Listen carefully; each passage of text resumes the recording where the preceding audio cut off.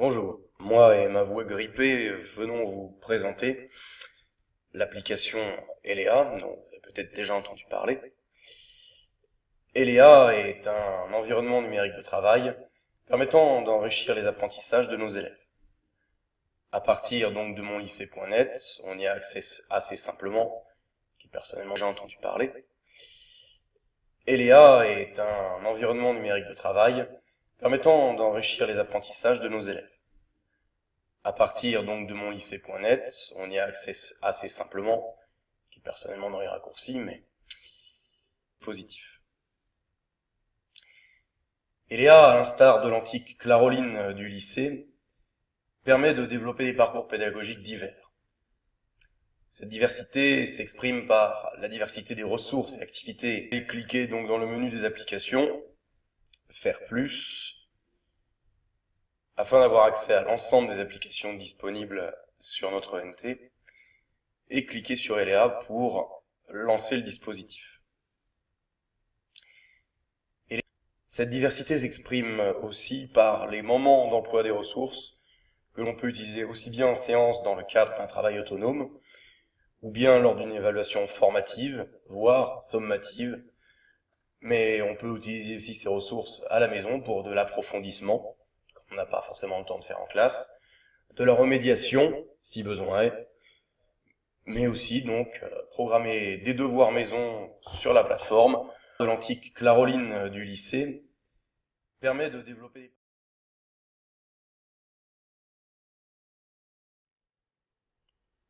Elle offre donc de nombreuses possibilités, à commencer par la création d'items rapides, adaptés à une validation des acquis par exemple en fin de séance, ou bien permettant à l'élève de tester la solidité de ses apprentissages, sous la forme de QCM ou d'un jeu du millionnaire. En voici rapidement un exemple. Donc, où il y a une suite de questions qui correspond à...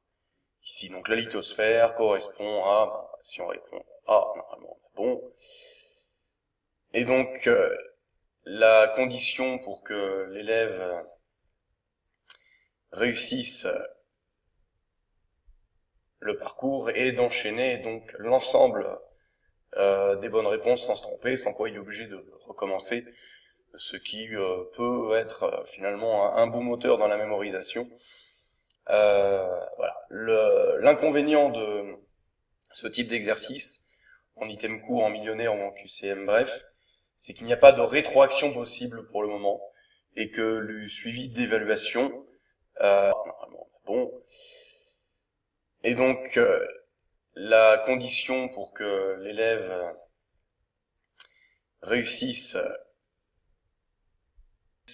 ou bien s'il ne l'a pas fait, mais on en est, voilà, à aucun moment on peut connaître ses résultats. Et d'enchaîner donc l'ensemble des bonnes réponses sans se tromper, sans quoi il est obligé de recommencer, ce qui peut être finalement un bon moteur dans la mémorisation, qui sont adaptés à beaucoup de situations, et notamment des évaluations formatives et ou sommatives. Pour vous en donner un exemple, voilà le genre de choses que j'ai fait avec une de mes classes de seconde, deux de mes classes de seconde. C'est un petit contrôle en ligne, rapide, donc qui a permis de rattraper un contrôle précédent. Voilà. Et donc là, on peut, donc comme vous pouvez le voir, inclure une limite de temps. On peut inclure donc des questions de nature variée, disposées sur une ou plusieurs pages. Donc ça peut être aussi bien de l'association que du QCM, que de la mise en ordre, que de la sélection finalement de la bonne réponse sur une image, ce qui peut intéresser par exemple voilà, le professeur d'histoire-géographie, faire des réponses numériques, et encore donc des choix multiples. Et à la fin du test, donc là comme il s'agissait d'un contrôle, je n'ai pas mis la rétroaction disponible, mais on obtient donc immédiatement un temps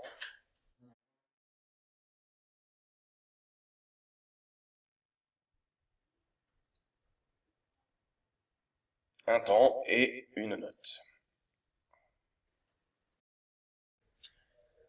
Eléa est également, de mon point de vue, un bon médium pour faire de la classe inversée, qui doit être destiné, de mon humble point de vue, à des chapitres qui sont simples dans le programme, mais qui prennent du temps. Voilà un exemple d'articulation entre la progression maison et classe que donc j'ai mis en œuvre avec mes élèves cette année. Donc le temps 1, c'est la mise à disposition 15 jours auparavant d'un cours et de liens illustratifs complémentaires éventuels, et accompagné d'un exercice d'auto-évaluation qui est ici, qui permet donc à l'élève de se faire une idée de sa compréhension et de sa mémorisation, donc des notions essentielles abordées donc au niveau de ce cours. Le cours se présente sous une forme assez classique, à savoir du texte, accompagné d'illustrations, accompagné éventuellement de vidéos, comme c'est le cas ici. Et donc, après lecture et mémorisation de ce cours, l'élève peut avoir accès donc à un QCM, donc de vérification de la compréhension ou de la mémorisation finalement du cours en question. Exemple d'articulation, le temps 2 de la classe inversée a constitué pour moi en fait un test d'entrée en classe sur le modèle de l'exercice d'auto-évaluation, suivi d'une correction rapide et collégiale et d'un temps de questionnement éventuel des élèves pour affiner et finaliser le cours. Entre la progression minute de QCM, 10 minutes de correction et classe, et le reste de la séance, le temps numéro 3, peut être consacré directement à la réalisation d'exercices complexes de type bac, puisque là je travaille avec des terminales S, qui remobilisent et transposent finalement les notions du chapitre étudié, donc j'ai mis en œuvre.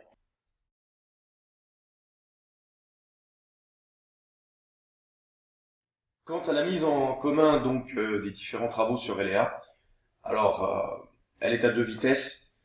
Il y a une possibilité très simple finalement de partager son travail vers les classes donc des collègues. Ça se fait très facilement.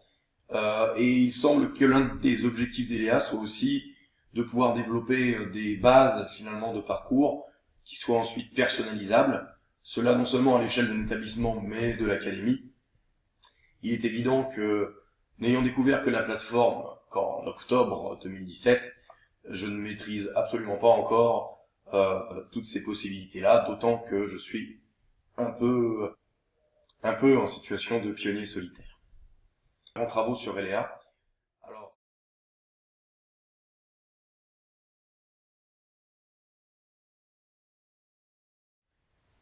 il m'était demandé, en tant que référent Eléa pour le lycée, de vous ouvrir ces horizons.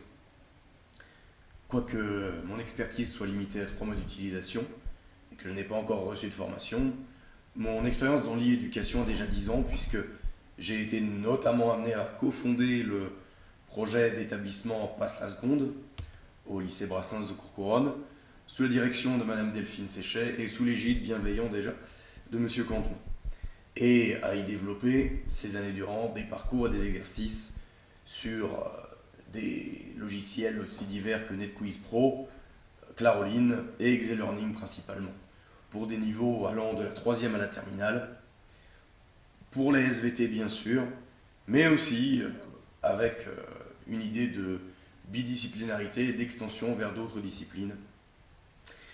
Aussi vous proposai-je une séance de découverte Eléa sur des créneaux de 2 heures, vraisemblablement sur des jeudis et vendredis matins, où je projette de fermement vous faire prendre en main l'interface générale d'Eléa bien sûr, mais aussi de réaliser en conduite accompagnée une version numérique d'un exercice ou d'une ressource papier que vous aurez travaillé au préalable, de sorte à ce que vous ne repartiez pas finalement de la formation avec rien.